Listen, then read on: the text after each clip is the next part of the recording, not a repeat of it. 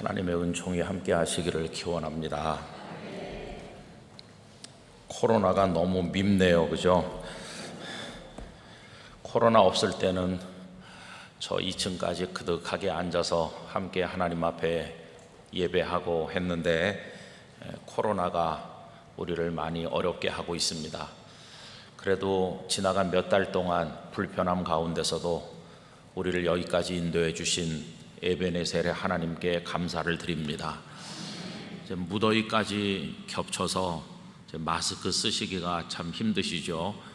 그래도 하여튼 이게 얼마나 다행입니까?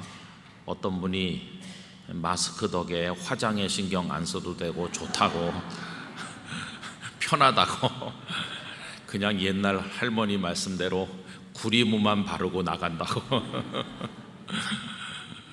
그거 없으면은 뭐 화장에 신경 더 많이 쓰셔야 될 텐데, 어쨌든 여러분 어려운 때 하나님을 바라보며 믿음으로 잘 이기기를 원합니다. 이제 내일은 또 첫 주일입니다. 6월달 첫 주일을 온전히 지키기 위해서 힘쓰기를 바라고요. 지난 주일에는 또 성도들이 몇백 명 더 오셔서 예배 오시는 인원이 점점 늘어나고 있지만 자리가 제한되어 있기 때문에 많이 힘이 듭니다. 그래도 하여튼 여러분 가정에서도 처음에 그렇게 하신 것처럼 옷을 다 입고 예배 순서에 따라서 예배당에 있는 것과 똑같이 마음을 하나님께 모아서 예배하실 수 있게 되기를 원합니다. 어떤 분들은 좀 이상한 맛이 들어가지고요, 집에서 모니터를 보면서 하니까 집중이 더 잘 된다고, 보기 싫은 그 아무개도 안 봐도 되고 나는 오로지 보고 싶은 김은성 목사만 보면서 그러면 안 되는 겁니다, 여러분. 이제 다 예배당에 와서 같이 어울리고 만남 카페에서 차 한 잔이 그립지 않으세요? 여러분 어서 빨리 식당도 오픈하고 그래야 되는데 기도를 좀 이상하게 들릴지 모르지만 세게 간절하게 우리 하나님 앞에 기도할 수 있기를 원합니다. 이 어려운 때 어떤 사람으로 살아야 될까, 이런 주제를 점점 더 많이 생각하게 되지요. 그래서 여러분 이럴 때 신앙생활이 평소와는 다른 것 같습니다. 그래서 어렵지만 흐트러짐이 없이 잘 우리 감당하기를 원하고요. 오늘도 또 귀한 걸로 우리를 대접해 주시는 가정도 있고, 일찍부터 나오셔서 안내하시고 차량 안내해 주시는 귀한 분들이 계십니다. 수고하시는 분들이 다 계셔서 오늘 이렇게 모였는데 그분들을 축복하고 우리를 격려하는 박수를 한번 하도록 하겠습니다. 감사합니다.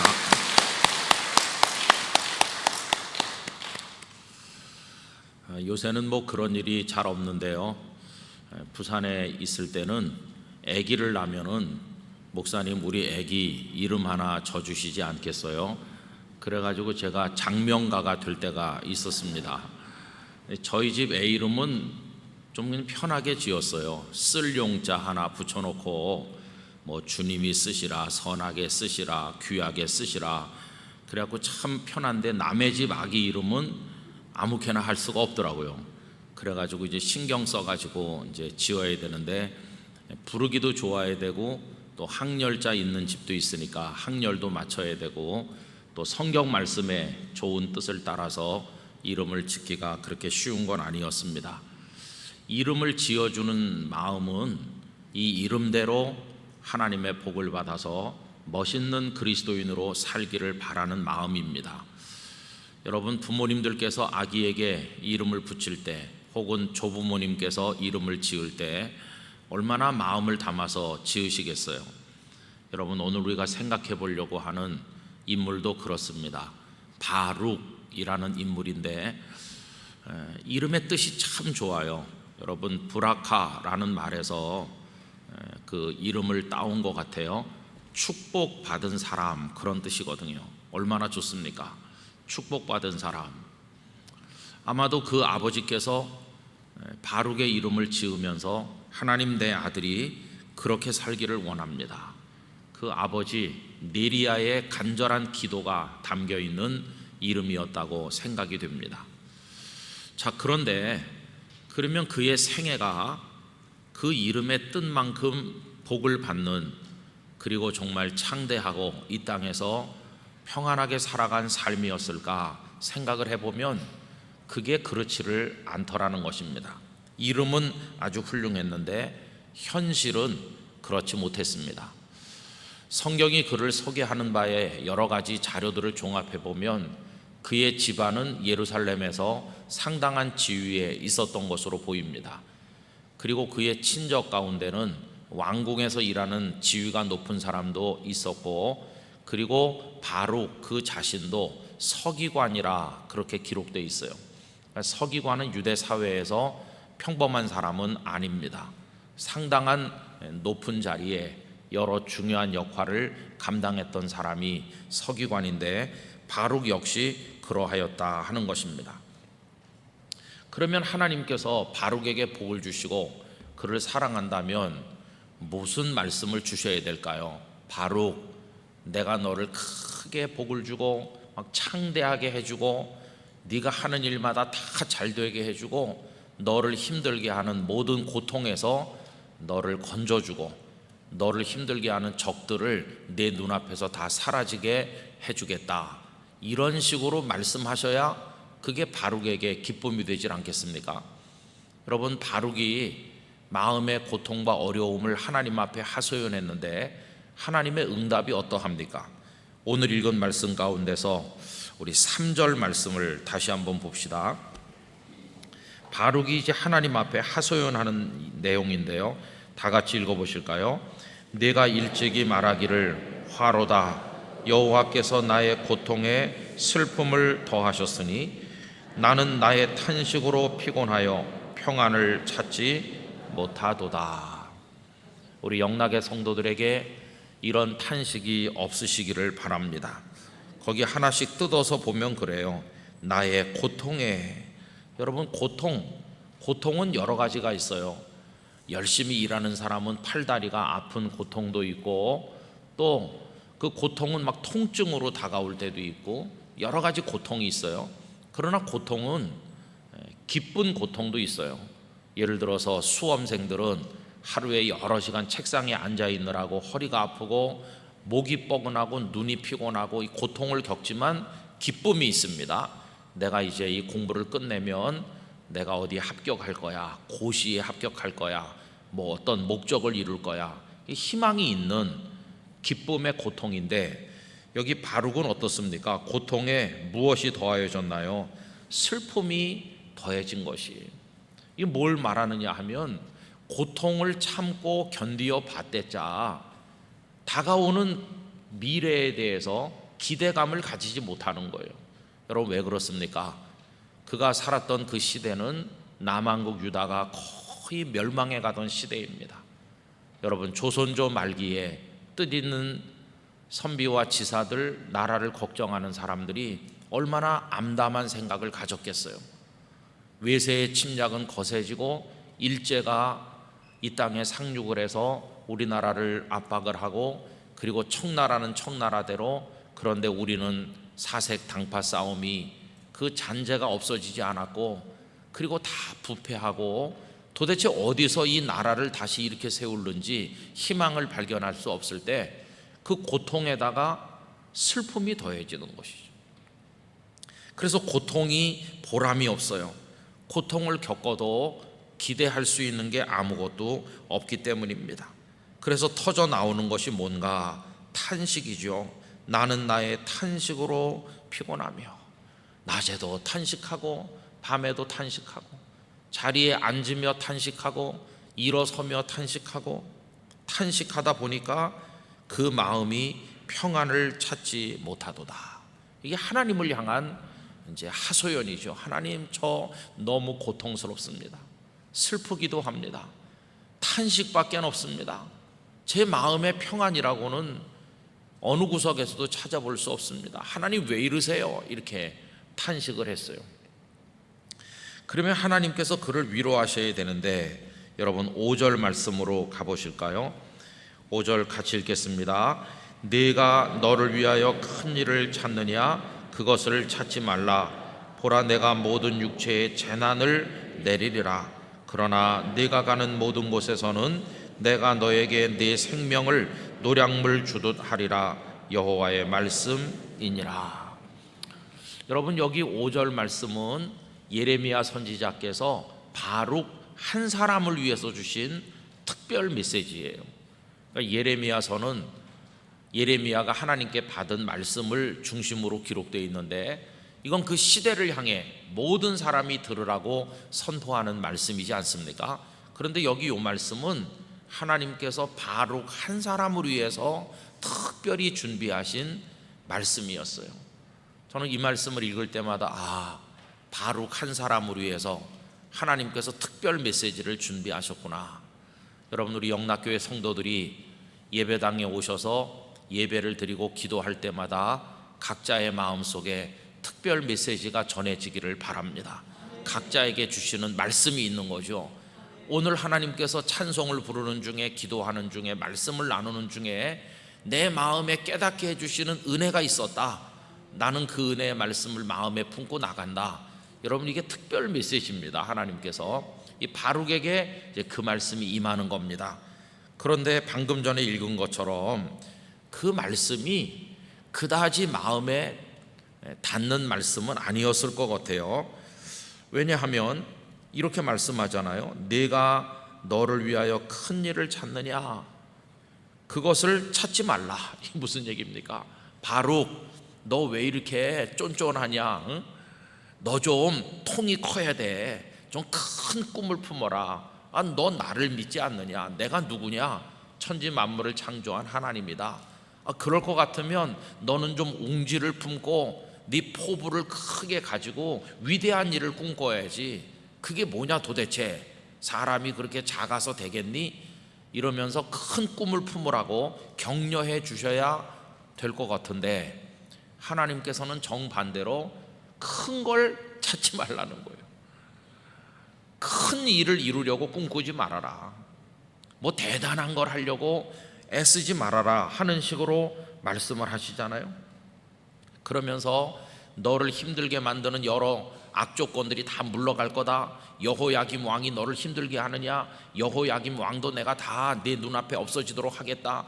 너를 어렵게 하던 모든 것들을 내가 다 정리해 주겠다. 이렇게 하셔야 될 것 같은데, 그 다음에 뭐라고 말씀하십니까? 내가 모든 육체에 재난을 내리리라. 이 시대가 재난의 시대다. 모든 육체가 재난을 받게 될 것이다. 이런 마지막 때 너는 무슨 큰 걸 이루겠다고 찾아다니느냐? 다 마음을 접어. 마음을 접고 그냥 조용히 머물러라. 이런 식의 말씀을 하시는 겁니다.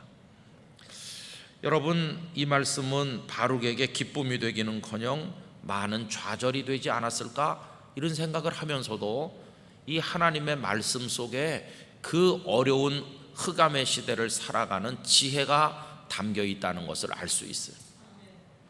여러분, 시대가 어둡고 힘이 들고 불편할수록 하나님의 사람들은 어떻게 살아야 될 것인가?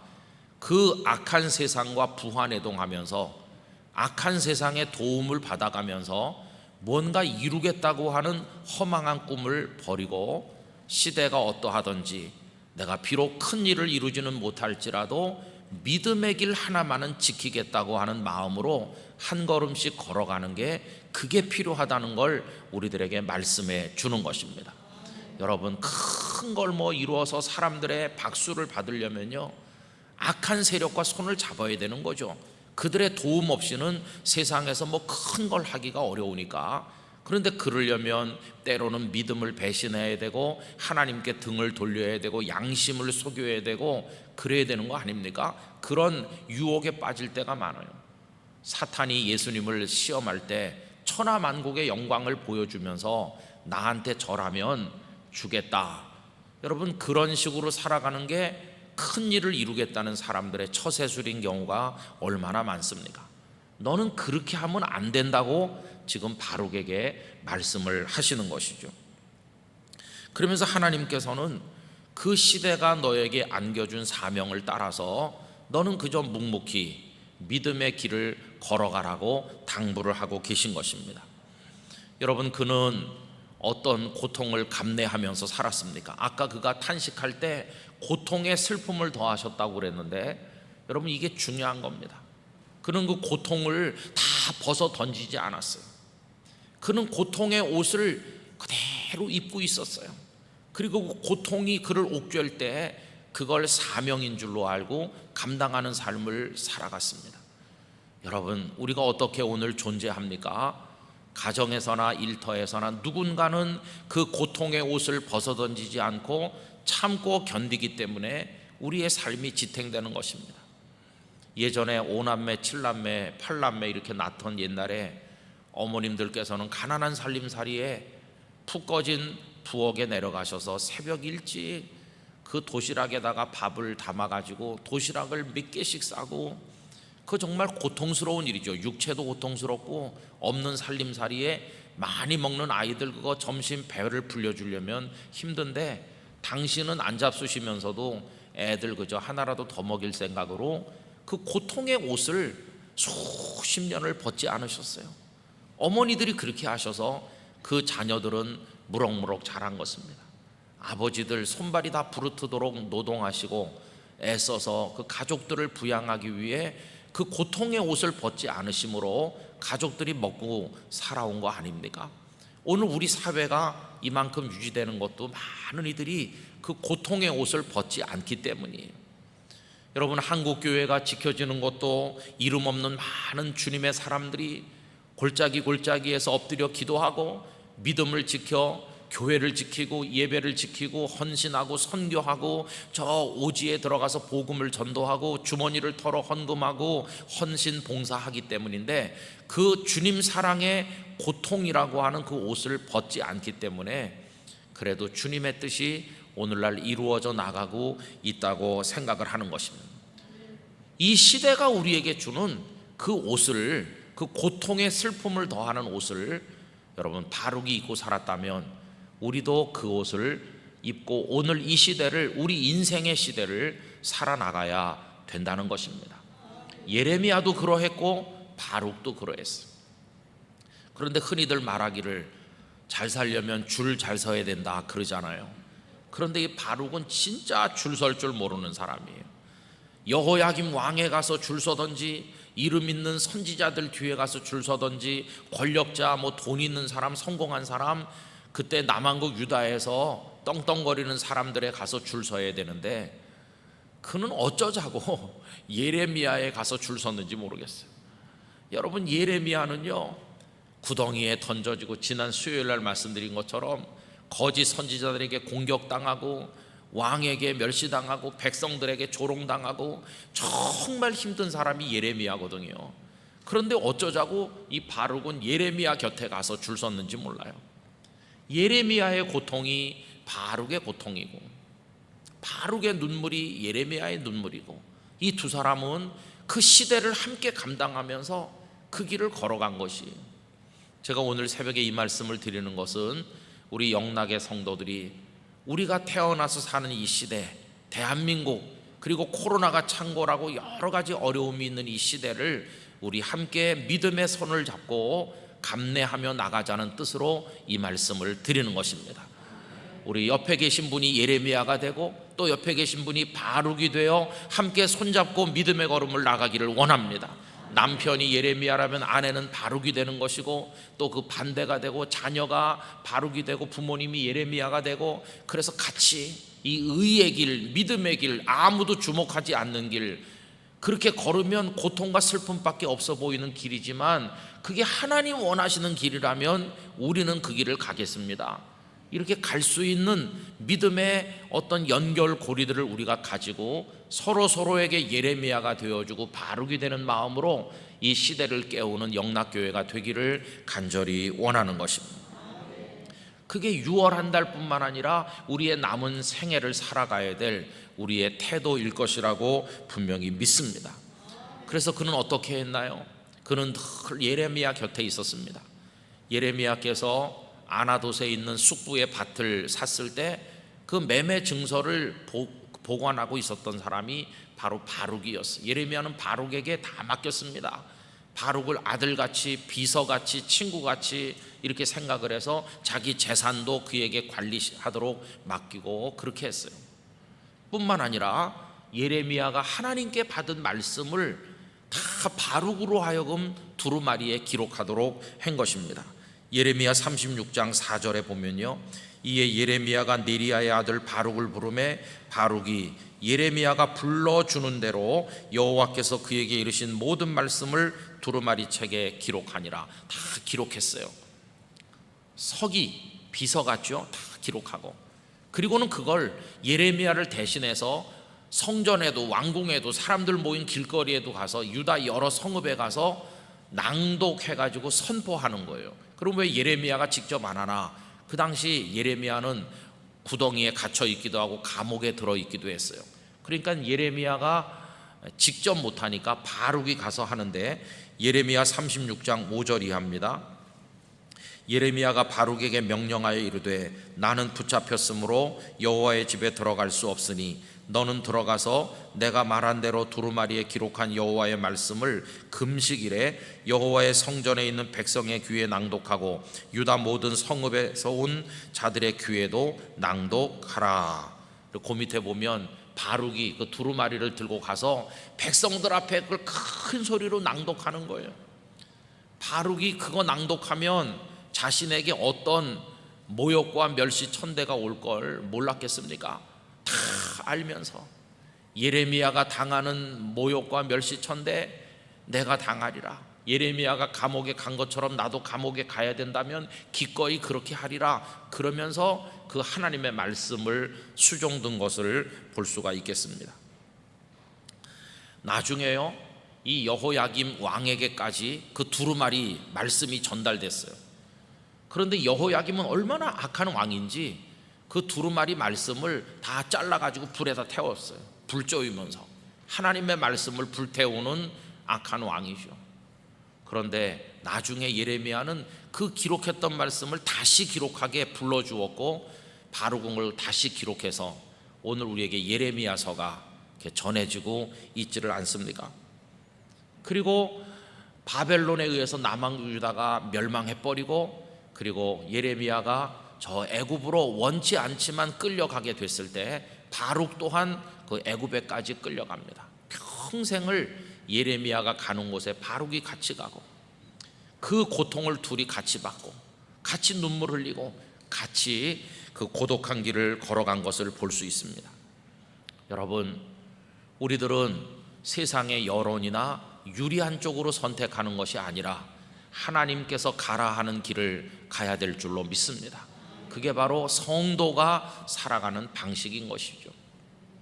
그들은 왜 그렇게 했을까? 여러분, 지금은 다 이름들이 많이 바뀌었지만 저희가 대학 다닐 때는 몇몇 대학교에 천문 기상학과가 있었어요.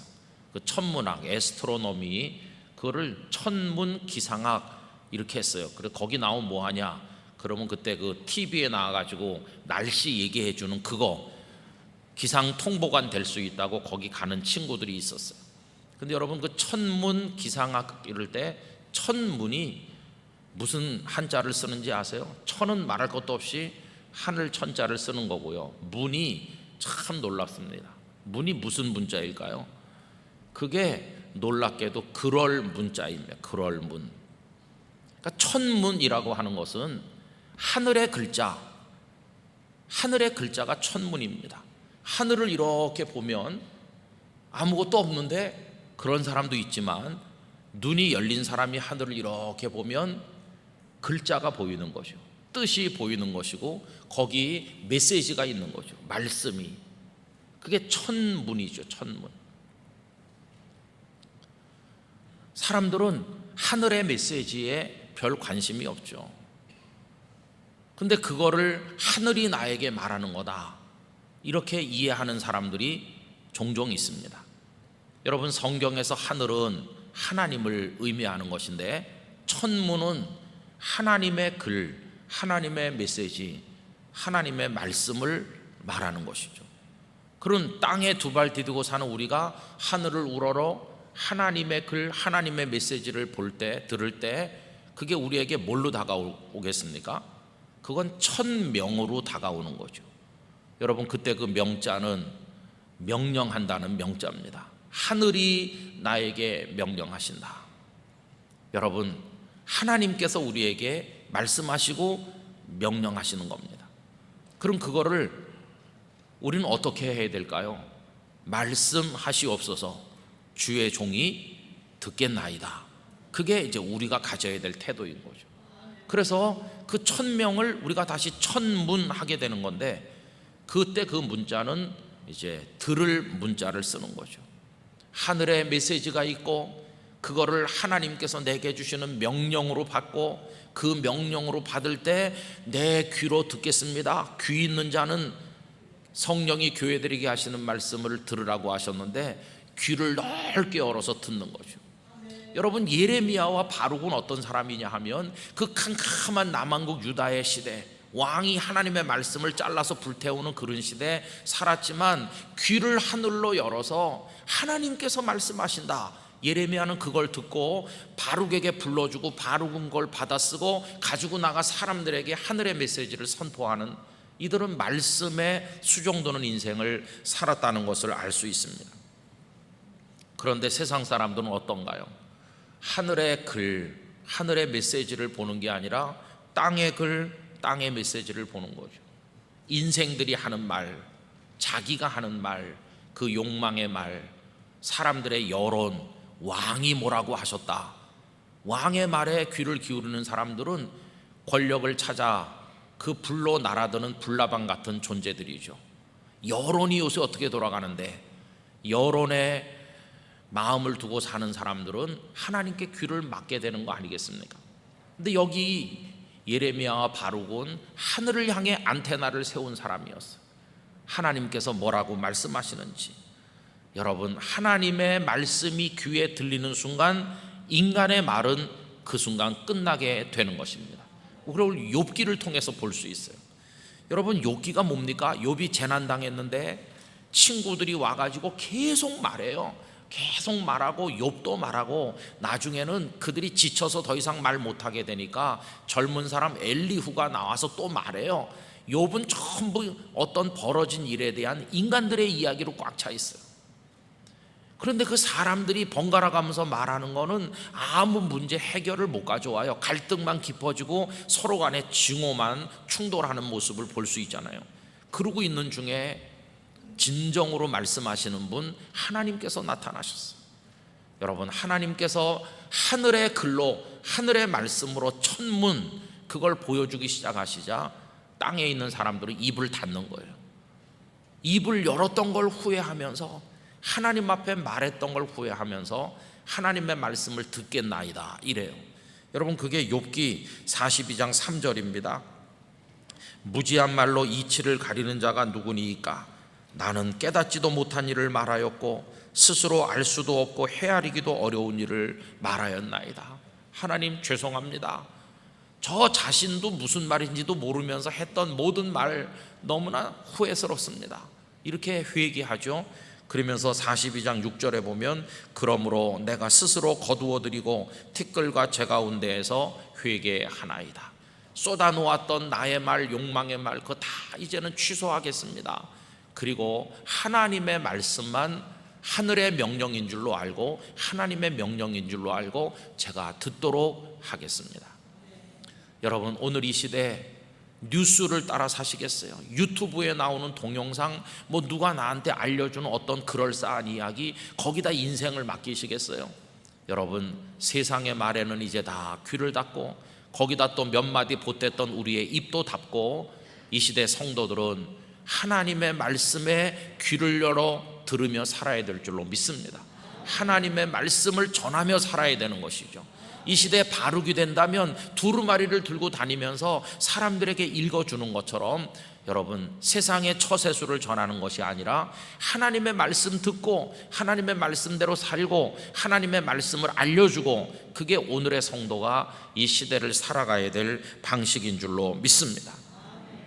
그래서 예레미야와 바룩은 왕의 말, 거짓 선지자들의 말, 그걸 따르는 백성들의 여론, 이런 데 따라서 흔들리는 게 아니라 사람들에게 모욕과 멸시를 받으면서도 오직 하나님을 향하여 하나님께 귀를 열고 그 말씀의 명령을 따라 걸어갔던 사람들인 것을 볼 수가 있는 것이죠.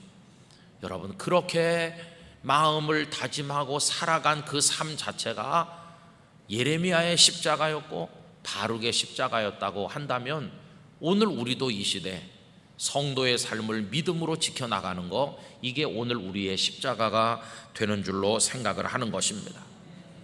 여러분, 하늘과 바람과 별과 시, 윤동주 시인의 그 유고 시집에 나와 있는 십자가라는 시를 아시죠?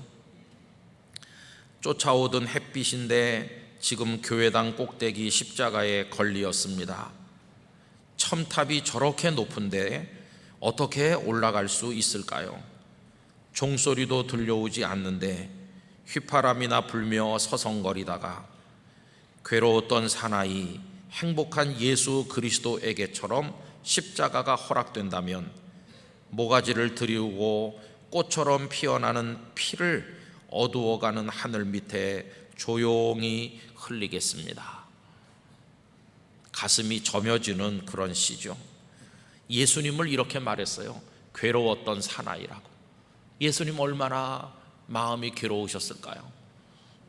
겟세마네 동산에 땀방울이 핏방울 될 때까지 엎드려 기도하실 때 주님의 마음이 얼마나 힘드셨을까요? 그런데 그 다음 줄에 보면 행복한 예수 그리스도. 예수님 왜 행복합니까? 사랑하는 이들을 위해 십자가를 질 수 있어서, 죽어줄 수 있어서, 그들을 구원할 수 있어서 예수님은 행복하셨다. 언젠가 말씀드린 것처럼 떡과 잔을 나눠주시며 감사하셨는데, 그 감사가 뭡니까? 곧 죽을 분이 뭘 감사합니까? 내가 너희를 위해 내 생명을 줄 수 있어서 감사하다. 사랑의 선물인 나의 모든 걸 줄 수 있어서 감사하다. 그래서 예수님은 행복한 거죠. 그래서 예수님이 그러하셨던 것처럼 나에게도 십자가가 허락된다면, 나 윤동주에게도 십자가가 허락된다면 목을 길게 누리고 꽃처럼 피어나는 피를 어두워가는 하늘 밑에 조용히 흘리겠습니다. 여러분, 밝아야 내가 피 흘리면 저 사람 피 흘린다 이렇게 금방 알아채고 대단한 사람이야 이럴 텐데, 어두워가는 하늘 밑에 캄캄한데 내가 피를 흘리든 말든 누가 알기나 하겠어요? 보이지도 않죠. 누가 알아주든 안 알아주든 나는 나의 십자가의 길을 가겠다. 이게 그 시인의 마음이고요. 바로 그 마음이 서시라는 유명한 시에서 나타난 거죠. 나에게 주어진 길을 걸어가야겠다. 이게 그 십자가를 지겠다는 의지와 통하는 거 아니겠습니까? 여러분, 성도는 결연한 의지를 가지고 세상이 악하든 어둡든 어떠하든 사람들이 어디로 몰려가든 어디로 또 쓸려가든, 하나님, 우린 여기 굳건하게 뿌리 내리고 서서 하늘 향해 귀를 열겠습니다. 하나님의 말씀만이 우리 삶의 원리가 되도록 하겠습니다. 그리고 두루마리를 들고 다니며 내 사랑하는 사람들에게 하나님의 말씀이 이러하시다고 이야기하는 삶을 살겠습니다. 하나님, 저의 믿음을 지켜주시옵소서. 여러분, 이게 우리 영락의 성도들이 가져야 될 오늘의 시대를 사는 믿음의 태도인 줄로 믿는 것입니다. 그렇게 하니까 이제 끄트머리에 뭐라고 말씀하시나요? 여러분, 오늘 본문 5절로 다시 돌아오겠습니다. 큰 일을 찾으려고 애쓰지 말라 이렇게 하시고 나서 모든 육체에 재난이 내릴 것이라고 하시고 나서 후반부에 뭐라고 하시죠? 그러나 네가 가는 모든 곳에서는 내가 너에게 네 생명을 노량물 주듯 하리라. 할렐루야.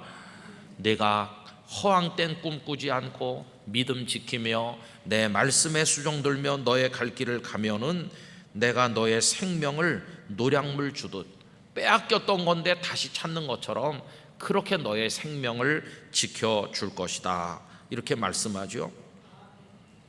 여러분, 거기 제 마음에 와서 닿은 구절은요, 네가 가는 모든 곳에서입니다.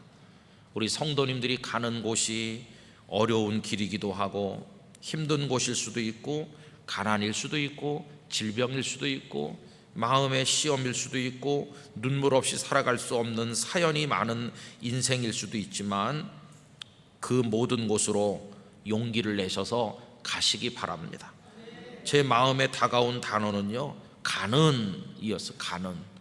그냥 맥 빠져 앉아있고 포기하는 게 아니라 쓰러졌다가도 하나님을 붙들고 일어나서 다시 가는 것입니다. 네가 가는 모든 곳에서, 가지 않으면 소용이 없고 네가 가는 모든 곳에서 네 생명 내가 지켜주겠다, 이렇게 말씀을 하시는 것이죠. 여러분, 오늘 우리 시대의 소망은 어디 있습니까? 이렇게 말씀하시는 하나님 한 분만이 우리의 소망입니다. 5월이 가고 6월이 온들, 6월이 가고 또 7월이 온들 뭐 달라질 게 있겠나요? 우린 오히려 더 연약해질 것입니다. 연세 드신 어르신들은 한 달 가고 1년 갈수록 이렇게 올려도 자꾸 내려올 것이고, 애써도 허리는 더 아플 것이고, 걱정거리 더 많아요. 17, 18, 10살 우리 청년 아이들, 학생들도 고민이 많겠지만 몇 년 지나서 내가 어른 되면 그러지만 그거 몰라서 그렇지 어른 돼봐요, 어휴, 그때가 좋았다는 걸 나중에 알게 되는 거죠. 세상에 무슨 궁극적 희망이 있나요? 돈 좀 벌어보면 그 돈이 언제 쏙 빠져나가는지 없어지는 거고, 돈이 우리를 구원하는 것도 아니고요. 하나님만이 우리의 마지막 소망이며 우리의 모든 것입니다. 그래서 세상은 어떠하든지 우리의 영이 열리기를 원합니다. 하늘의 메시지 천문에 우리의 눈과 귀를 열고 그것을 하나님 내게 주시는 천명인 것처럼 받아들어서 귀가 열려 듣고 우리도 두루마리를 들고 나가는 오늘의 바룩처럼 살아가게 될 때, 그게 진정으로 축복받은 사람의 인생이 될 것이라고 믿습니다. 여러분, 이런 삶이 어떻게 쉽게 되겠어요? 그냥 저절로 놀이하듯이 파티 열고 맛있는 거 먹듯이 저절로 되겠어요? 아니요. 이거는 영적으로 정말 깨어 있어야 되고 하나님의 은혜를 갈구해야 되고 성령의 도우심 없이는 살아갈 수 없는 것이에요. 그래서 우리들도 깨어있는 성도가 되길 원하고, 119 대작전도 이제 얼마 안 남았어요. 저도 하루에 하나씩 그거 해서 올리는 게 그렇게 쉬운 건 아닌데 언제 이거 다 할 수 있을까 이렇게 생각했는데, 이제는 그게 저에게는 큰 일과가 되고 또 기쁨이 돼서 그렇게 하게 됐는데, 이제 끝날 때가 되니까 오히려 섭섭한 생각이 좀 드는 것 같기도 하고 그래요. 지난번에도 말씀드린 것처럼 어떤 성도니 119일 끝나면 그 다음엔 어떡할 거냐고 그래서 제가 120일이 온다고 그랬는데 여러분, 시간은 흐를 것이고 믿음의 삶을 지켜야 될 우리의 과제는 계속될 것입니다. 끝까지 영적 싸움을 싸우고 반듯하게 서시는 모든 분들이 되시고, 여러분들의 눈물의 기도 하나님께서 흠양해 주시기를 축원합니다. 기도하겠습니다. 아버지 하나님, 사람들은 세상에 대한 많은 기대를 가지고 있습니다. 경제가 발전하면 혹은 또 나라가 부강해지면, 우리 가정에 아무개가 어떤 시험에 붙으면, 내가 몇 살이 되면, 내가 결혼하면, 뭐 여러 가지 가정을 전제로 하여 미래의 소망을 가지고 살아가고 있습니다. 그러나 때로는 그것이 허망한 것이요 고통일 뿐이요, 거기 슬픔이 더해질 때 터져 나오는 건 탄식뿐이요, 우리 마음에 평안이 없음을 깨달을 때 좌절하고 쓰러집니다. 예레미야와 바룩이 살았던 시대는 커다란 시대적 고통을 그들에게 안겨주면서 사람들에게 모욕과 멸시 천대를 받게 하였습니다. 그러나 그분들은 오직 하늘의 하나님 한 분에게 마음을 열고 귀를 열고 눈을 열고 하나님의 말씀을 가슴에 새기고 말씀의 원리를 따라 살고 그 말씀을 사람들에게 말해주며 믿음의 길을 꿋꿋하게 걸어갔음을 확인하여 보았습니다. 오늘 우리 시대에서도 이런 삶의 사명이, 믿음을 지켜야 될 사명이 주어져 있는 줄로 믿사오니 우리 영락의 성도들 한 사람도 흔들림이 없게 하여 주시옵시고, 세상의 더러운 물결에 쓸려 내려가는 사람이 없게 하여 주시옵시고, 생명 있는 물고기가 계곡을 거슬러 올라가듯 믿음으로 이 시대를 이기며 살아가도록 힘을 더하여 주시기를 원합니다. 아버지 하나님, 저희들로 하여금 영의 귀가 열리기를 원합니다. 영의 눈이 밝아지기를 원합니다. 가슴을 열고 하나님을 의지하기를 원합니다. 성령님이시여 저희들을 붙들어 주시옵소서. 6월 한 달 동안 가정의 평안을 주시기를 원합니다. 자녀들을 건강하게 지혜롭게 만들어 주셔서 학교에 가기도 하고 못 가기도 하는데 열심히 공부하고 말씀으로 자신을 먹이는 자녀들이 되게 하시고, 연로하신 어르신들을 영육에 강건하게 만들어 주시고 정신이 총명하게 하여 주시옵시고, 기도하는 제목들마다 자녀손들과 교회 이 나라에 이루어지게 하여 주시옵시며, 어려운 병을 진단받은 분들이 한 달이 지나는 동안 회복되게 하시고 낫게 하시고 기력을 얻게 하여 주시옵시고, 사업이 닫히고 어려움을 겪는 이들이 풀어나갈 수 있는 실마리를 발견하고 문이 열리는 한 달이 될 수 있도록 하나님 가정들마다 사정을 살펴주시기를 원합니다. 우리 교회 예배가 회복이 되게 하시고 하나님의 교회 은혜가 충만한 한 달이 되게 하여 주시옵시고, 하나님의 교회를 허물어뜨리려는 악한 영의 세력을 하나님께서 소멸시켜 주시기를 원하오며, 모든 성도들에게 성령의 권능을 주셔서 사탄아 물러갈지어다 명령하는 영적 권위를 가지도록 은혜를 베풀어 주시고, 때를 얻든지 못 얻든지 만나는 모든 이웃들에게, 직장 동료에게 예수님의 복음을 전도하는 이 시대 전도자들이 되게 하여 주옵소서. 가정에서 예배하는 이들, 이 자리에 나온 분들 앞자리 2층에 어디에 계시든지 한 분 한 분의 머리 위에 이 시간 아버지의 손을 얹어 주시기를 원합니다. 내 믿음대로 되라고 말씀해 주시옵소서. 주님의 은총을 허락하시고 기도의 맛을 알고 말씀의 맛을 알고 성도로 살아가는 기쁨을 알고 어디서나 충만한 가운데 승리하게 하여 주시옵소서. 6월 한 달과 저희의 남은 인생을 하나님의 손에 온전히 맡겨드립니다. 이 나라 이 백성을 지켜주시고 대통령과 모든 위정자들, 이 땅에 책임 있는 자리에 있는 이들에게 양심과 나라를 사랑함과 백성을 사랑하는 마음을 주시고, 한 달 동안 이 땅의 교회 강단이 기름지게 하시며 주의 종들을 지켜주시며 선교사들을 불꽃 같은 눈으로 살펴주시며 거룩한 하나님의 나라가 확장되게 하여 주시옵소서. 이제는 주 예수 그리스도의 은혜와 하나님 아버지의 사랑과 성령님의 충만하심이 모든 영락의 권속들 가운데 이 한 달 미래 영원히 함께 하시기를 축원하옵나이다. 아멘. 오늘 저녁에 나오신 성도님들, 하나님께서 특별한 은혜를 내려주시기를 바랍니다. 비 오는 수요일 저녁입니다. 그렇죠?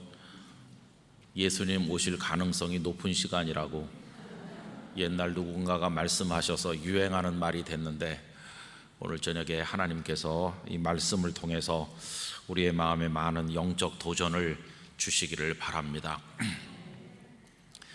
오늘 아침에 7시에 우리 목사님 몇 분이 모여서 교회 일을 의논하기 위해서 가는데, 우선 아침을 간단히 먹고 하려고 이렇게 이쪽으로 걸어가고 있었어요.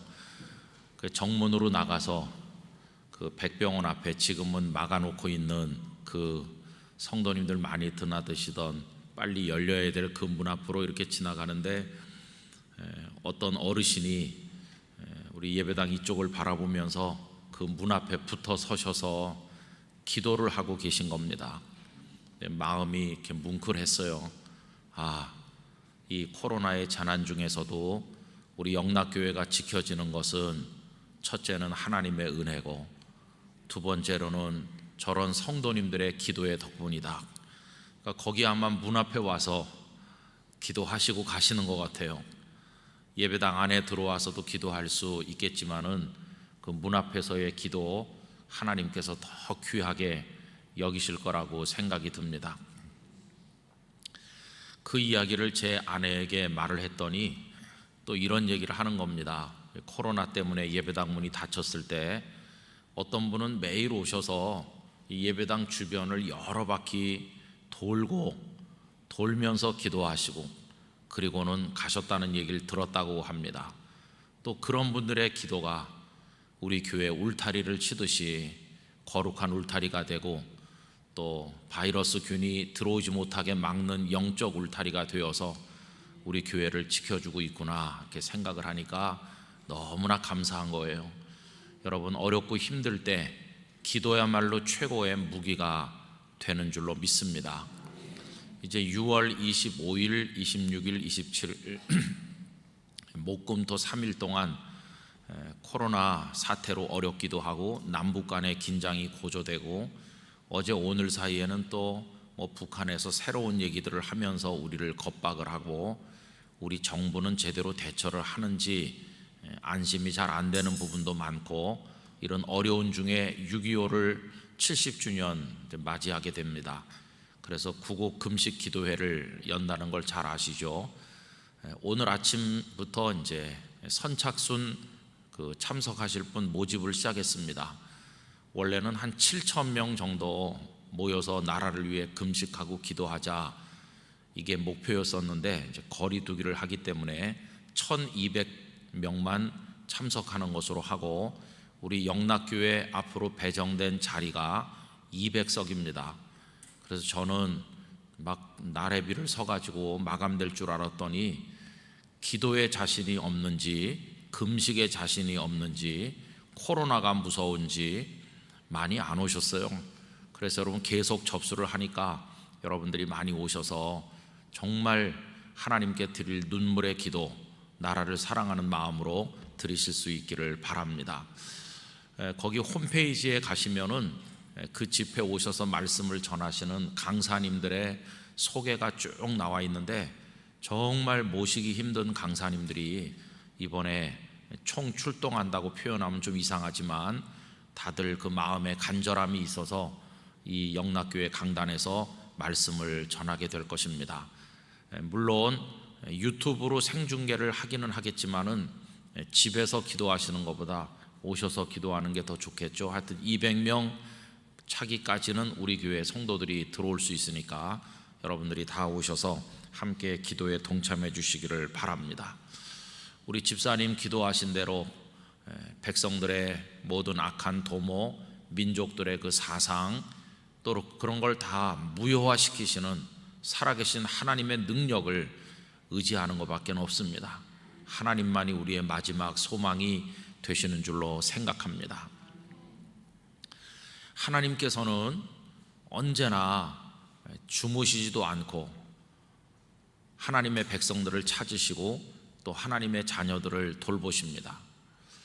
남한국 유다가 거의 몰락해 가던 예레미야 시대 때도 세상이 캄캄하고 악이 관영해서 옳고 그름을 분간할 수 없는 시대가 되었지만 그 멸망의 와중에서도 하나님의 눈은 하나님의 신실한 사람들에게 이르고 있었다는 것을 예레미야서를 통해서 볼 수 있습니다.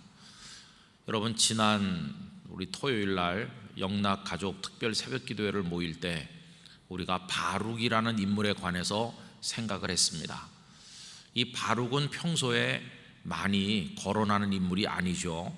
그저 예레미야서에 숨어있는 한 이름이라고 할 수 있는데 이 바룩에 관해서 우리가 생각을 하면서 하나님께서 바룩에게 구원을 약속하시는 말씀을 같이 나누었습니다. 바룩은 예레미야 옆에 줄 선 사람이라고 그랬죠. 그래서 그 고통받는 선지자 예레미야와 함께 같이 고통을 받았다고 그랬습니다. 예레미야의 고난이 바룩의 고난이고 바룩의 눈물이 예레미야의 눈물인데 그 수많은 권력자들과 거짓 선지자들과 그리고 조롱하고 비난하는 백성들의 눈총과 그 심한 홀대를 온몸으로 받으면서 예레미야와 바룩은 그 마지막 시대를 살아갔던 인물들이고 하나님의 시선은 그들에게 늘 이르러 있었습니다. 세상 사람들은 증오의 눈으로 바라보았지만 하나님은 사랑의 눈으로 바라보신 겁니다. 그리고 그 캄캄한 시대 하나님께서 찾으신 또 한 사람이 오늘 본문에 나옵니다. 그는 다름 아닌 에벤멜렉이라고 하는 인물이죠. 우리가 평소에 성경을 이렇게 통독을 하면 에벤멜렉을 읽으면서 지나갔겠지만 에벤멜렉에 대해서 그렇게 깊은 생각을 많이 하지는 않았을 것입니다.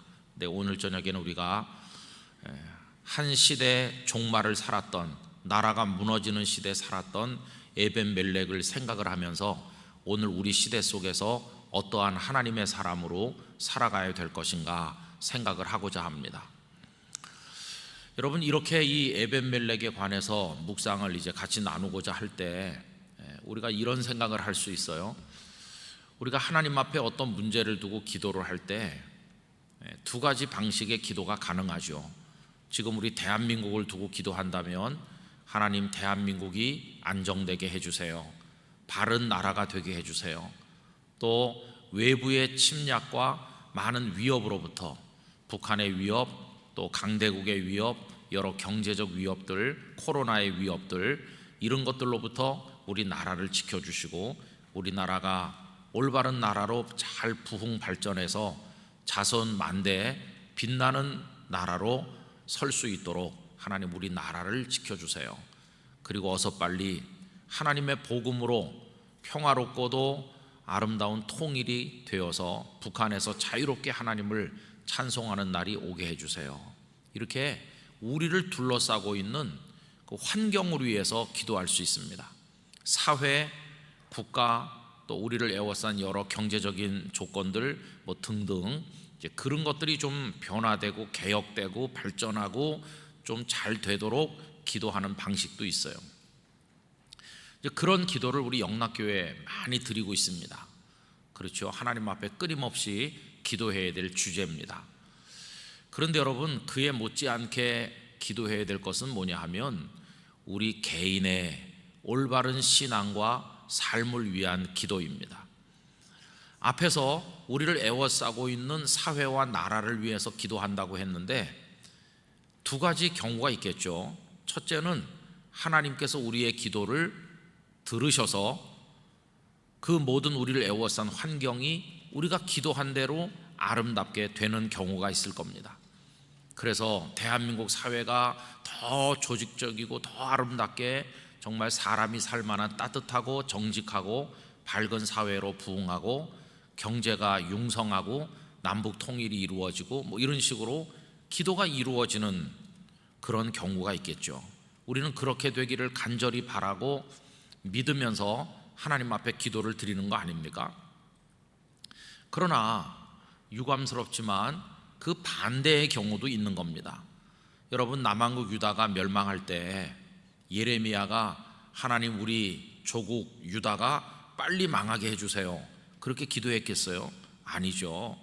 예레미야도 그 나라가 회복이 되고 백성들이 우상을 버리고 하나님께 돌아와서 하나님을 잘 믿기를 간절히 염원하지 않았겠어요?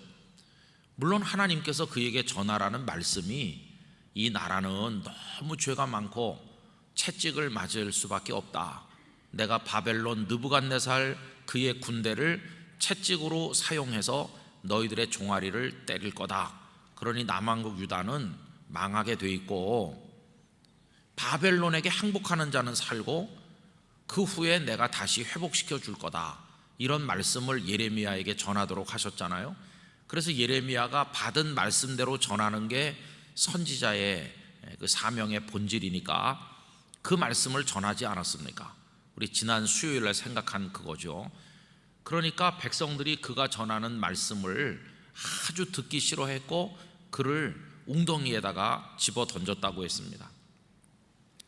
그랬다선 치더라도 예레미야가 그런 메시지를 전한다고 했을지라도 그의 본심은 나라가 망하길 원했겠어요? 그렇지 않죠. 말로는 그렇게 하나님 말씀을 전하면서도 예레미야의 마음속에는 그래도 하나님, 이 나라가 망하면 안 되죠, 그런 기도를 했을 거 아니겠어요? 그런데 망하고 마른 거예요. 여러분, 예레미야 말고도 유다 왕국이 멸망하지 않게 해달라고 기도하는 사람들이 왜 없었겠습니까? 숨겨진 하나님의 사람들이 있었겠죠. 그런데 그들의 기도가 이루어지지 않고 속절없이 유다 왕국이 멸망한 거죠. 오늘 우리 현실을 두고 이렇게 기도를 하잖아요. 한국 교회를 위한 기도도 마찬가지입니다. 하나님, 우리 한국 교회가 1980년대 그때처럼 막 다시 불같이 부흥되고 사람들이 예배당으로 쏟아져 들어오고 교회들마다 왕성하고 이렇게 되게 해주세요. 그런 기도를 우리가 하잖아요. 하는데 결과는 두 가지가 있을 거 아닙니까? 하나님께서 우리를 긍휼히 여겨주셔서 다시 제2, 제3의 부흥의 열기가 불타오르도록 하실 수도 있고, 그 반대로 사회에서부터 교회를 비난하고 코로나로 인해서 우리 한국 교회가 큰 타격을 받은 건데 점점 교회가 어려워지고 예수님을 믿는다고 그러면 바보 취급당하고 그렇게 될 수도 있는 거 아니겠어요? 그래서 우리의 미래를 두고는 장담할 수가 없는 거예요. 나라를 위해서도 기도하고 한국 교회 미래를 위해서도 끊임없이 우리가 마음을 기울여 눈물로 기도해야 마땅한데, 그 결과를 두고 하나님께서 어떻게 하실지에 대해서는 장담할 수가 없다는 거예요. 그래도 우리는 기도를 계속해야 되는 것이, 그 결과와 상관없이 기도하는 건 우리의 사명인 것입니다. 끊임없이 기도를 해야 되는 거죠. 그러면 그 다음에 기도가 중요한 건 뭐겠어요? 여러분, 우리 자신의 믿음과 삶을 위한 기도입니다.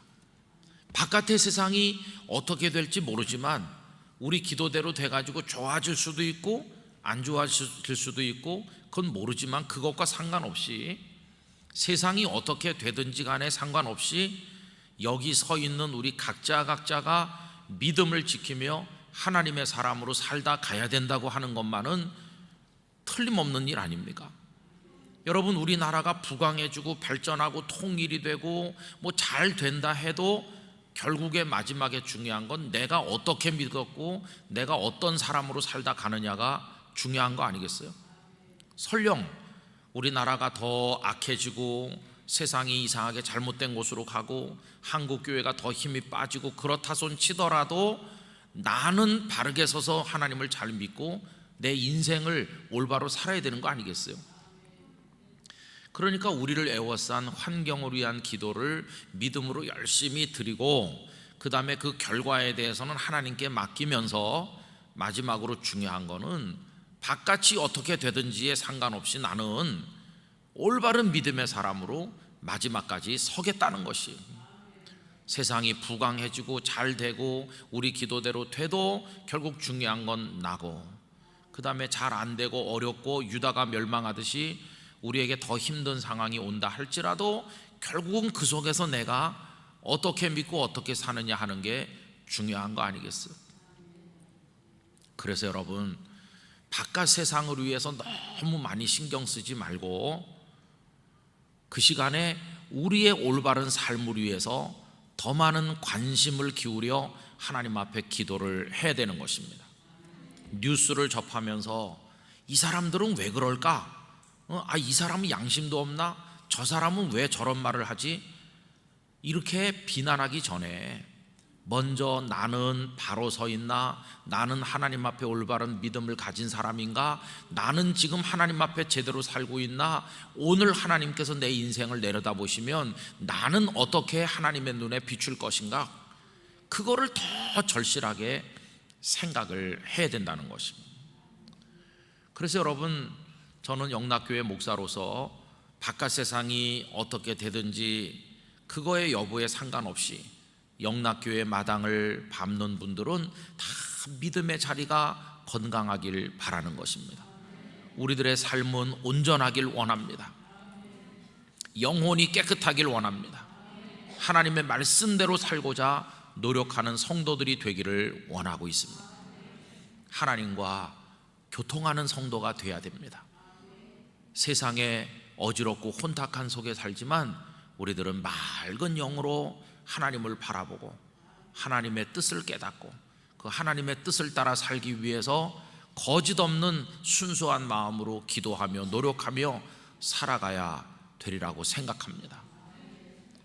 그래서 여러분, 남한국 유다가 멸망했지만 그 중에 별처럼 빛나는 예레미야, 바룩, 오늘 에벤멜렉이 있는 것처럼 바깥 세상이 어둡든지 어떻든지 혼란하든지 상관없이 영락교회에 드나드는 아무개는 하나님의 눈앞에서 옳다 인정을 받는 성도였다.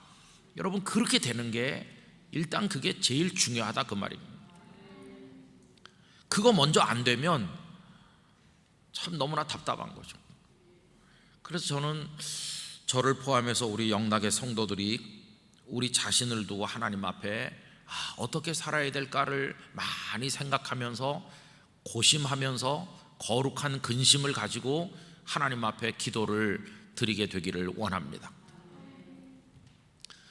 그런 면에서 이제 지난 새벽에는, 토요일 새벽엔 바룩을 생각해 본 것이고요, 이제 오늘은 에벤멜렉을 같이 생각을 해보는 거죠.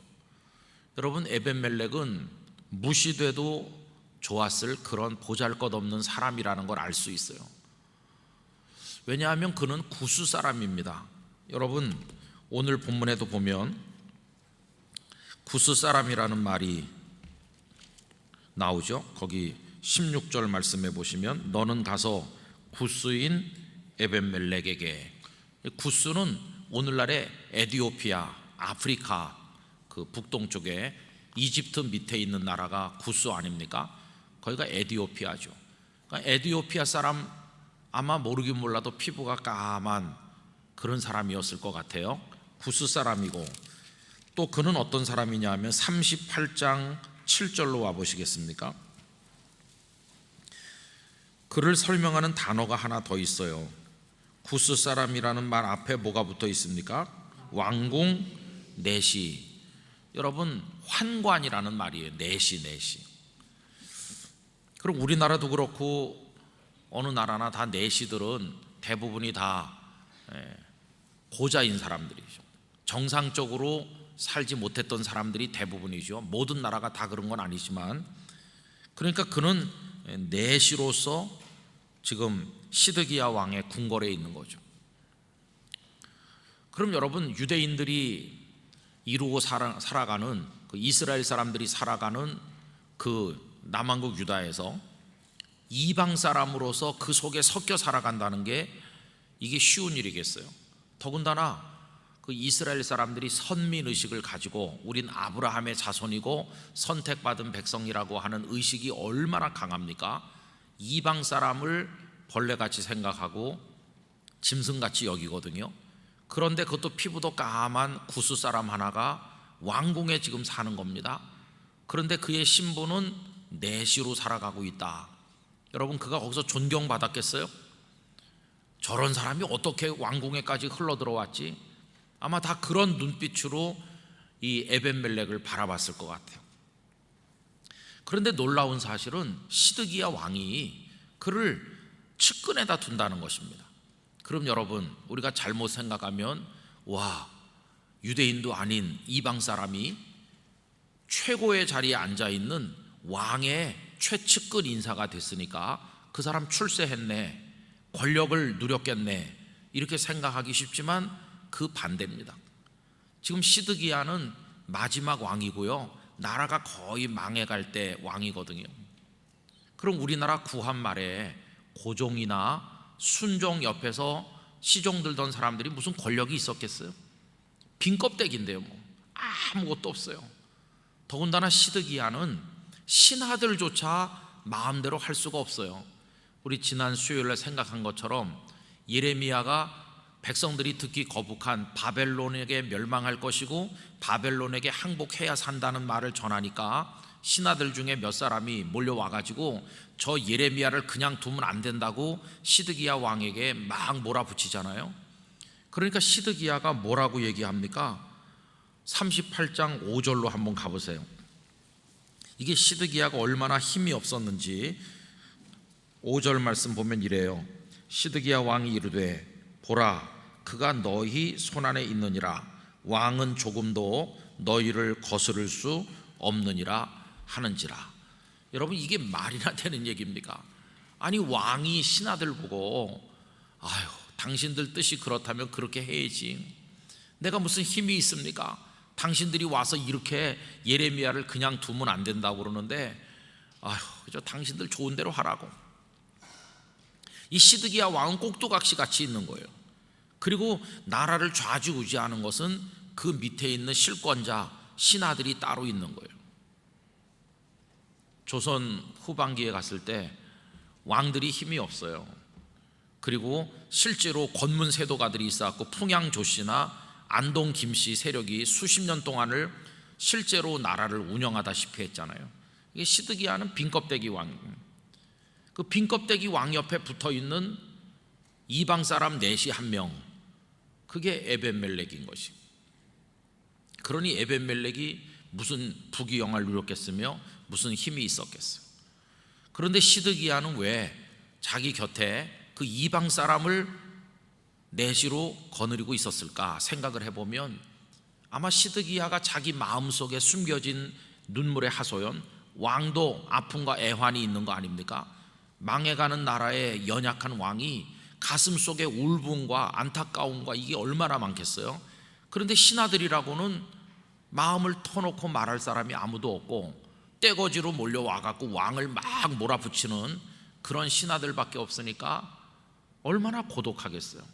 그러니까 그 왕이 마음을 통할 수 있는 사람 하나를 옆에 뒀는데, 아이러니컬하게도 그게 동족이 아니라 이방 사람이었다는 것입니다.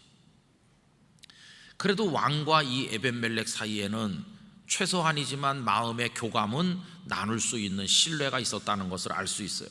왜 그러냐 하면, 이 예레미야를 그 못된 신하들이 웅덩이에다 집어 던진 얘기 지난 수요일 날 했는데, 에벤멜렉이 가만히 보니까 예레미야가 거기서 굶어 죽게 생긴 거예요.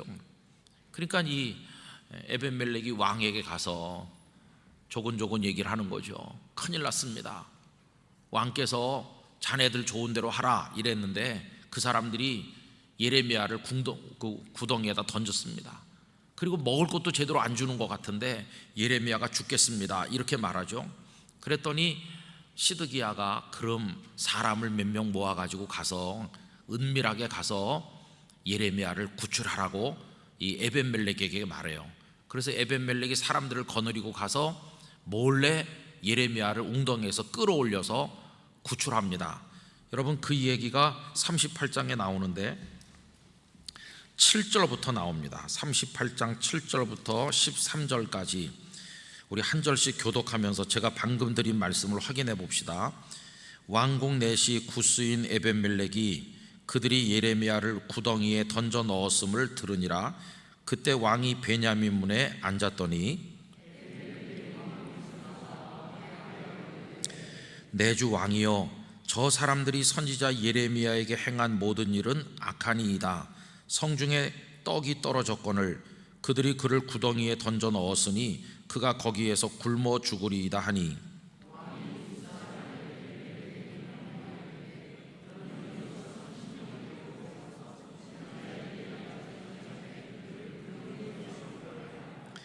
에벤멜렉이 사람들을 데리고 왕궁 곳간 및 방에 들어가서 거기서 헝겊과 낡은 옷을 가져다가 그것을 구덩이에 있는 예레미야에게 밧줄로 내리며,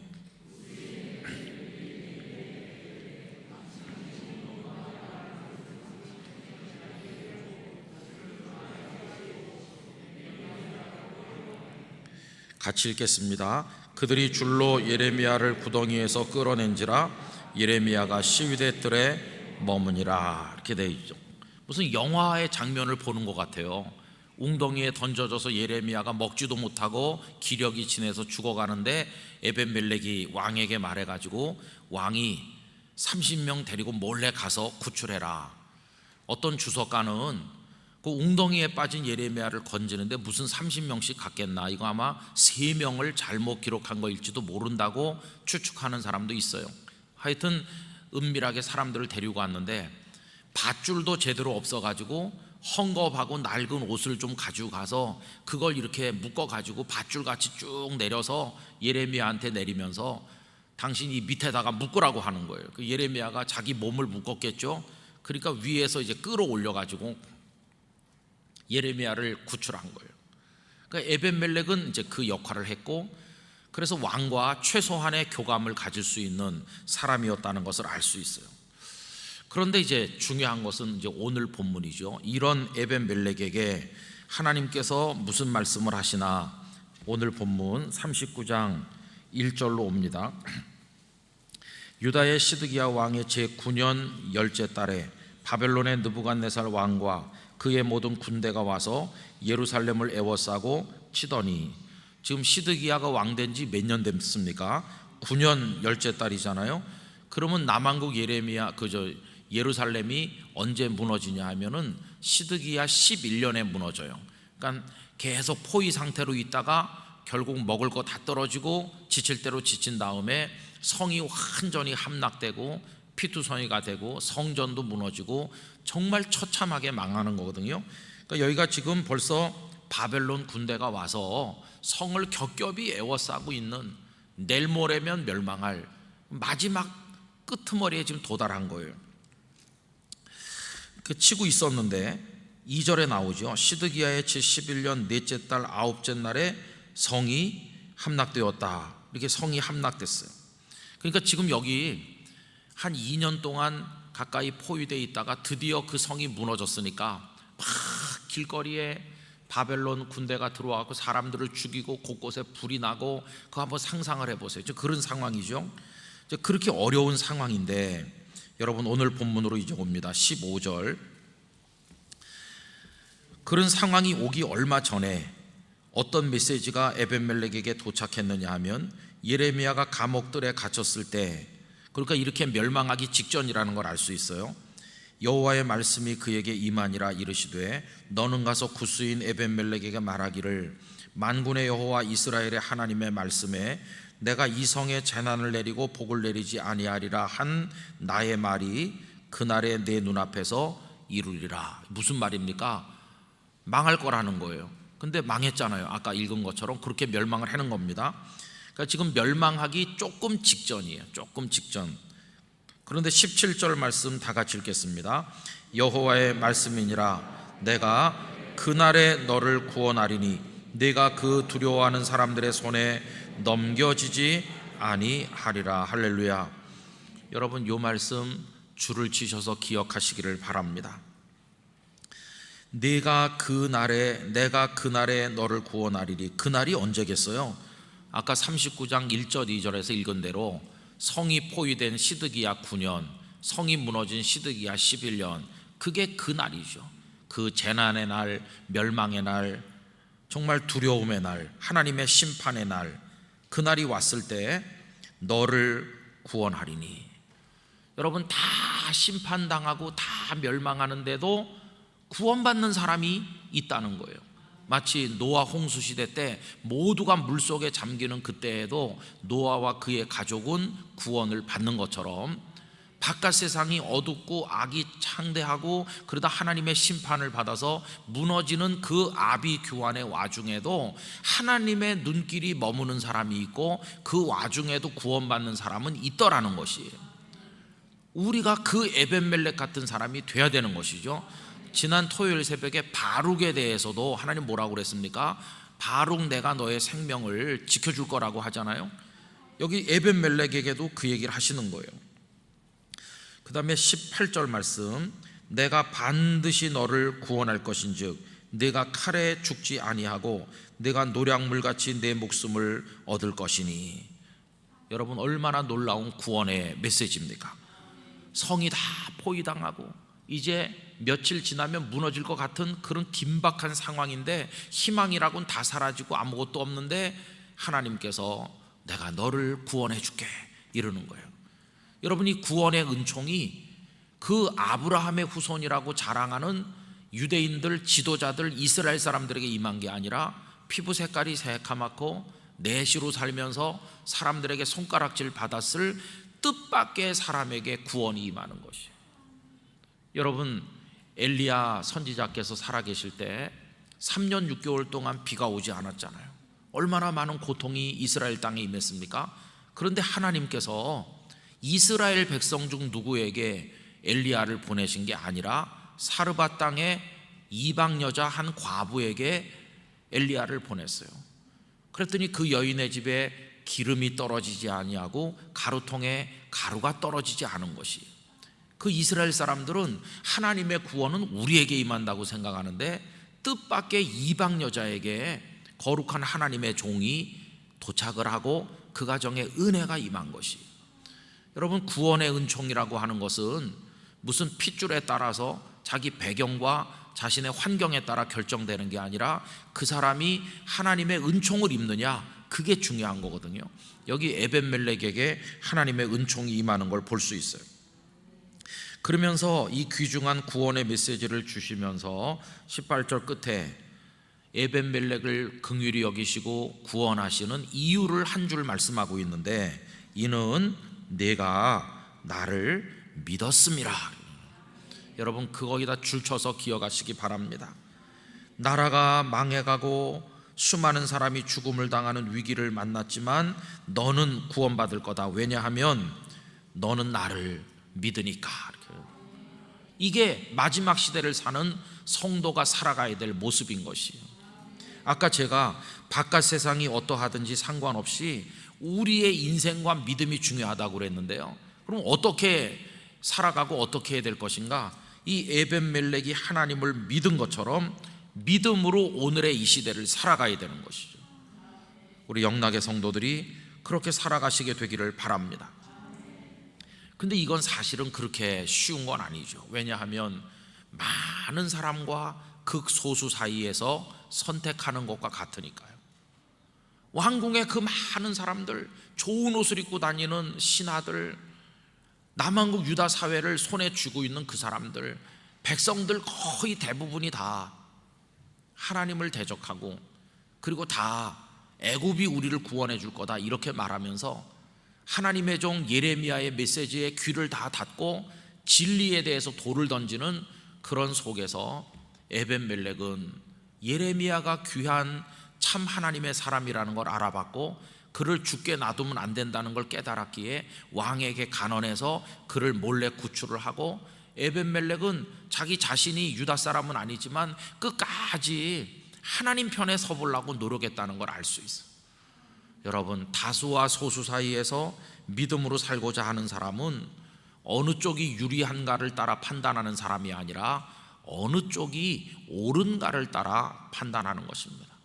어느 쪽에 하나님의 마음이 있는가, 그거에 따라 판단해야지 시세가 어느 쪽이 유리한지 봐가지고 저쪽이 수가 많으니까 나는 저쪽으로 이렇게 해가지고는 멸망할 때 같이 멸망하고 마는 것이. 예수님 말씀하시기를 넓은 길로 가는 사람이 많지만 끄트머리는 멸망이고 좁은 길은 찾는 자가 적지만 그 길은 생명의 길이라고 하지 않으셨어요? 여러분, 남들이 뭐라고 말하나 그건 중요한 게 아니에요. 하나님께서 무엇이라 말씀하시나 그것만이 중요하다는 걸 기억해야만 될 것입니다. 이거는요, 허상과 실체 사이의 문제라고도 할 수 있어요. 아무리 많은 사람이 지지하는 의견, 아무리 많은 사람이 따르는 그런 의견이라 할지라도 그게 허망한 것인 경우도 있고, 소수가 따를지라도 그게 진리요, 그게 생명이요, 실체인 경우가 있어요. 여러분, 어떤 신학자가 우리 기독교를 조금 비판적으로 표현하면서 이런 말을 했어요. 잃어버리지 않은 보석을 훔쳐간 범인을 찾기 위한 논쟁이다, 그렇게 말했어요. 금방 잘 이해가 안 되셨죠? 잃어버리지 않은 보석을 훔쳐간 범인을 찾기 위한 논쟁을 하고 있다. 여러분, 보석을 잃어버렸습니까? 안 잃어버렸어요. 보석이 지금 서랍 속에 잘 모셔져 있어요. 그런데 보석을 잃어버리지 않았다는 말은 도둑을 맞지 않았다는 말이잖아요. 그럼 범인이 있어요, 없어요? 범인이 없잖아요. 그런데 지금 보석을 잃어버린 줄로 착각을 하고 누가 훔쳐갔지? 그러면서 모여 앉아가지고 범인이 누구냐, 이걸 두고 열띤 논쟁을 벌이고 있다는 거예요. 근데 그 논쟁을 하는 좌중에 보면 아주 뛰어난 인재들도 많다는 거예요. 똑똑하고 훌륭하고 다 갖춘 사람들이 일어나갖고 제가 생각할 때는 누구가 범인인 것 같습니다. 내가 전문가적 입장에서 볼 때는 아무개가 범인인 것 같아요. 이러면서 떠들고 있는 거예요. 근데 그 논쟁이 무슨 의미가 있어요? 그런데 아주 뛰어난 사람이, 그리고 전문가를 자청하는 사람이 홍길동이 범인인 게 틀림없어요. 그러면은 사람들이 다 그래 저분이 보통 분이 아닌데 저분 하시는 말씀이 맞을 거야 그러면서 나도 홍길동이 범인이라고 생각해. 그러면서 거기 모인 사람이 100명인데 98명이 홍길동이 범인이라고 그러면서 잡으러 가자 이렇게 가면, 그럼 그게 옳은 겁니까? 그게 대세입니까? 근데 그런 일이 벌어지고 있다는 거예요. 중요한 건 뭡니까? 서랍 속에 있는 보석을 발견하는 게 중요한 거예요. 누가 범인인가를 따지고 하는 건 다 쓸데없는 짓이고, 서랍 속에 아직 보석이 있다는 사실을 확인하는 게 그게 중요한 거잖아요. 여러분, 그 보석은 무엇을 비유한 거냐 하면 하나님이 아직 우리 속에 계시다는 거예요. 생명의 구주 예수님은 여전히 우리 속에 계신데, 그 예수님이 내 속에 계시다는 걸 영혼의 서랍을 열어서 확인을 해볼 생각은 안 하고, 그건 예수님은 묻어두고 주님이 어디 가셨나 그러면서 쓸데없는 논쟁만 하는 것과 똑같다는 거예요. 그리고 거기 거의 대부분의 사람들이 거기다 마음을 쏟고 있으니 허상, 쓸데없는 것에 매달려 있다는 거예요. 그러면서 이제 누구 모르는 사람이 와서 왜 이러세요? 여기 왜 이렇게 무슨 논쟁이 심합니까? 그러면 우리가 보석을 잃어버렸는데요, 지금 범인이 누군가를 찾고 있어요. 그래서 찾으셨나요? 예, 거의 결론이 나가요. 그러세요? 그럼 혹시 범인이 누군지 좀 나왔습니까? 홍길동이 틀림없을 거예요. 그럼 뭣도 모르는 그 사람은 가서 남들한테 말하겠죠. 제가 전문가들이 모인 곳에 갔다 왔는데 홍길동이 나쁜 놈이래요. 이렇게 말하고 다니겠죠. 말하고 다니는 그 사람은 제대로 알고 말하는 겁니까? 뭣도 모르는데 하여튼 말하는 거예요. 여러분, 그래서 나는 이렇게 믿어, 나는 이렇게 생각해 라고 하는 게 하나님의 진리와 거리가 먼 얘기를 하고 있고, 그걸 따르는 사람이 많으면 우리 한국 교회 안에 생명의 실체가 있나 없나, 그게 심각하지 않습니까? 조금 부족하고 부끄러움도 많고, 어디 가면 꿔다놓은 보리자루 같이 가만 앉아 있고, 특별히 여성들 앞에 가면 얼굴이 빨개지면서 말도 못하는 그런 남자가 있었대요. 그래서 이제 일이 풀리질 않는 거예요. 그래서 어떤 사람이 충고를 했대. 이보게, 자네 그래가지고 어디 사회생활이나 하겠나? 그 여자들 앞에서 왜 그렇게 맥을 못 쳐? 앞으로 어떤 여성을, 젊은 여성을 만나면 자네도 사귀고 결혼도 해야 되지 않겠느냐고. 그럼 여성들의 관심이 어디 있을까를 생각을 해보게. 그 여성들은 결혼에 관심이 많고, 그 다음에 또 결혼한 여성들은 자녀, 아들 낳고 딸 낳는데 다 관심이 많으니까 어떤 여자를 만나면 그런 걸 주제로 이야기를 풀어나가면 쉽게 이야기가 풀릴 거라고. 그래서 이 남자가 이제 어떤 여자를 만났을 때 이렇게 물었대요. 결혼과 아이 출산에 대해서 질문을 하면 이야기가 풀리겠구나, 들은 게 있잖아요. 그래가지고 물어보는 거예요.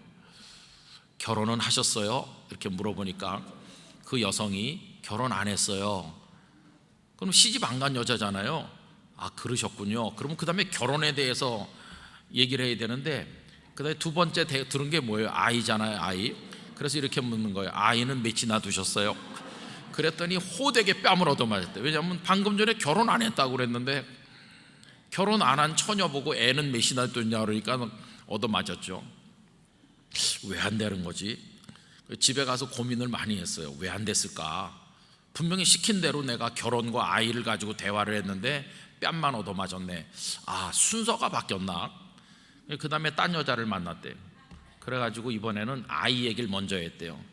혹시 아이를 낳으셨나요? 그랬더니 그 여자가 아들이 하나 있다 그러더래요. 그럼 결혼하셨군요 이래야 되는데 결혼은 하셨나요? 이렇게 물었어요. 또 뺨을 얻어맞았대.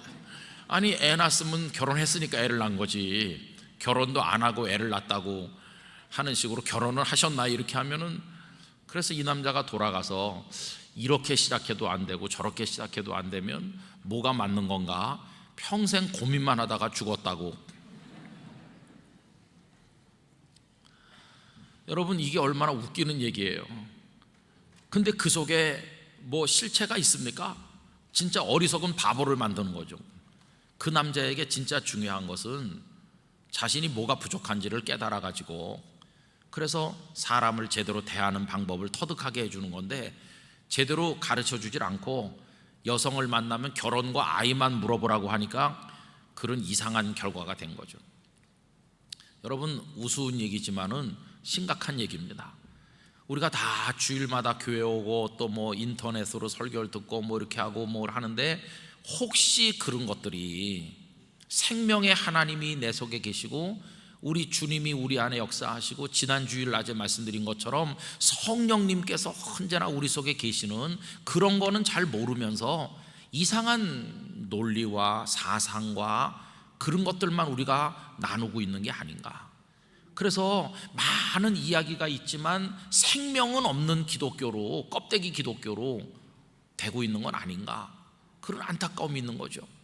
그런데 여러분, 그쪽으로 가고 있는 게 다수라면 진짜 생명의 하나님을 의지하고 어떻게 하면 하나님의 뜻대로 살 수 있을까? 예레미야가 저 웅덩이에 갇혀 죽게 놔두면 안 될 텐데, 생명이 저렇게 끊어지면 안 되는데, 저분이 전하는 말씀 하나님의 참 말씀인데, 그러면서 위험을 무릅쓰고 자신의 인생을 걸고 예레미야를 웅덩이에서 건진 이 에벤멜렉, 비록 소수고 아무도 그를 알아주지 않지만 그는 하나님 편에 서는 사람 아니에요.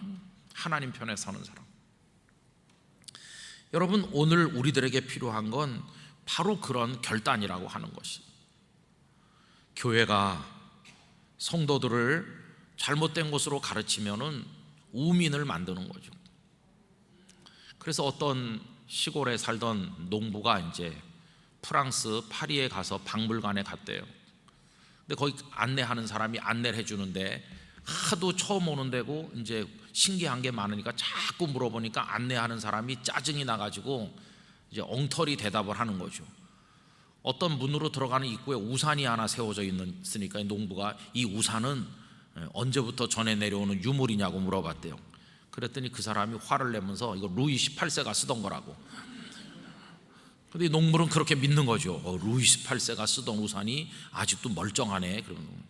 그러다 보니까 오래된 두개골들이 있는, 큰 두개골도 있고 작은 두개골도 있는, 그래서 어떤 사람의 시신의 일부를 이렇게 놓은 거예요. 여기 두개골을 갖다 놨네요. 그러면서 이쪽에 큰 두개골은 누구의 것입니까? 그랬더니 나폴레옹의 것일세. 그럼 그 옆에 작은 거는요, 짜증이 나가지고 나폴레옹이 어렸을 때 두골일세 이렇게 말했대요. 큰 건 나폴레옹이 어른 때 두골이고 작은 거는 나폴레옹 어렸을 때 그게 말이 맞습니까? 근데도 이 시골 농부는 그렇군요 그러면서 갔다는 거예요. 여러분, 참 무서운 얘기입니다. 저는 요새 목사로 살면서 성도들과 함께 신앙생활하는 게 뭘까, 그런 고민이 참 깊어요. 오늘도 이제 우리 교회에 오시는 어떤 분과 교수님 한 분과 이렇게 카톡을 이제 하면서 119 대작전 얘기도 하고 우리 교회 미래를 두고도 여러 가지 기도 제목도 나누고 하면서 고심이 많은 거예요. 어떤 목사가 돼야 되며 어떻게 성도들에게 진리를 소개해야 되며 우리 영락교회는 어떤 믿음을 가지고 나가야 되며, 이런 것들이 늘 마음에 무거운 짐인데, 여러분, 결론은 이겁니다. 바깥 세상이 어둡든 환하든 하나님을 잘 믿는 겁니다. 그럼 하나님을 잘 믿는 게 뭐냐? 다수이든 소수이든 그런 데 상관없이 오른쪽으로 가는 겁니다. 올바른 쪽. 사람들이 다 하나님이 없다고 그래도 우리는 하나님이 계십니다 이렇게 말해야 되는 거예요. 사람들이 다 예수님을 부정해도 예수님만이 생명의 구주라는 걸 믿어야 되는 거예요. 나 마지막 한 사람으로 남더라도 최후의 1인이 될 각오를 가지고 그렇게 말해야 되는 거예요. 사람들이 아무리 전문가의 지식이라고 그러면서 화려하게 포장해서 이게 전문가들의 회의에서 결정한 홍길동이 범인인 게 맞다 이렇게 말해도 우리는 아닙니다. 우리 서랍 속에 보석이신 하나님이 여전히 계시다, 그걸 말할 수 있는 사람이 돼야 되는 것이죠. 깨어있는 신앙인이 돼야 되는 거죠. 이 에벤멜렉은 정말 용기 있는 하나님의 사람이었고 믿음에 따라 살려고 노력했던 사람이라는 걸 알 수 있어요. 그랬더니 하나님의 눈은 그를 내려다보는 거예요. 그러면서 그에게 최고의 은혜를 베푸시잖아요. 그 심판의 날이 와서 예루살렘이 다 무너지고 사람들이 다 죽어나가도 내가 너를 구원하겠다 이렇게 하시잖아요. 저는 오늘 우리들이 이 시대의 에벤멜렉이 돼야 될 줄로 믿습니다. 그래서 여러분 늘 기도하셔야 돼요. 하나님, 제가 말씀의 진리에 바로 서 있습니까? 제가 하나님을 진실로 믿습니까? 그리고 그 믿음에 따라 결단하고 행동하는 용기 있는 그리스도인입니까? 시류에 편승하지 아니하고 정말 하나님 앞에 무릎 꿇고 기도하면서 하나님을 사랑하는 사람입니까? 이런 걸 늘 생각하는 성도가 돼야 된다는 것이에요. 여러분, 이건 무슨 직분하고도 상관이 없어요. 목사일지라도 이런 믿음에 이르지 못하면 소용이 없는 것이고요, 오래 교회 드나들었어도 이런 믿음에 이르지 않았다면 아무 소용이 없는 것이에요. 저는 우리가 그래서 속지 말고 이 어두운 세상에 하나님을 제대로 믿고 주님 가신 길을 잘 따라나가게 되기를 바라는 것입니다. 북한 태도도 좀 의심스럽고 또 우리도 걱정이 많고 코로나 미래가 암담하고 참 어려운 일이 한두 가지가 아니지만 그럴수록 정신을 바짝 차려서 우리 영락의 성도들이 하나님 앞에 설 수 있게 되기를 바라고요, 여러분들 깨어있어 기도하시기를 부탁드립니다. 기도하겠습니다. 거룩하신 하나님 아버지, 어두운 세상 속에 살고 있습니다. 많은 사람들이 가는 길이 있지만 때로는 고개가 갸우뚱해지며 옳은 길이 아닌데 라고 생각이 들 때도 있습니다. 아버지 하나님, 저희들로 하여금 다수와 소수 사이에서, 허상과 실체 사이에서, 그리고 옳음과 그름 사이에서 하나님의 뜻을 제대로 분별할 수 있도록 도와주시기를 원합니다.